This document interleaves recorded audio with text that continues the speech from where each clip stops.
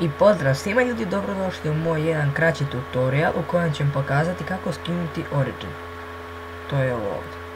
Pa da krenem, da ne dužim. Odete na vaš pretraživač, odnosno na Google, ukucate tu Origin, vidite ovo ovdje. Sada ćemo ovdje pisati, ubacit ćemo ovako ovo, znate već, gledaj kako to izgleda. Udajte ovdje na download Origin i idete ovdje. Sada će vam ovdje da vam se skida. Sad čekate malo. Pa skoro možda svi znaju da skinu Origin, a ovo je za one koje ne znaju. Tako da... Evo, sada će da se skine Origin. Samo što ga ja sad neću instalirati, pošto ga već imam instaliran.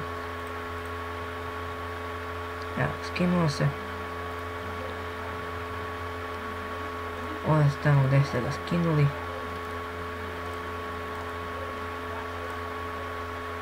Evo ga ovdje. Evo, kada hoćete da instalirate, otvorite to.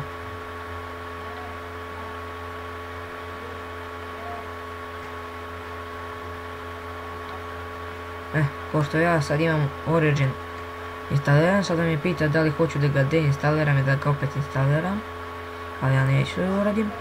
I sada kada vam se otvori onaj prozor, samo idete next i install i na kraju ću vam izbaciti još da stisnete yes i pojavit će vam se ovako ikonica. I to bi bilo to. I dragi gledalci, hvala vam ako ste gledali ovaj video.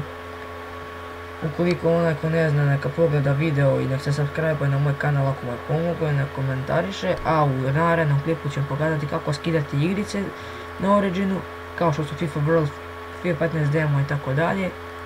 I mi se vidimo u sljedećem klipu. Da napomenem, prije toga što sam rekao da ću da snimam u igricama, napravit ću kako da napravite svoj account na Originu. Ukoliko ne znate, pogledajte taj video koji ću snimiti, pa mi se vidimo možda u tom videu. Pozdrav svima i doviđenja.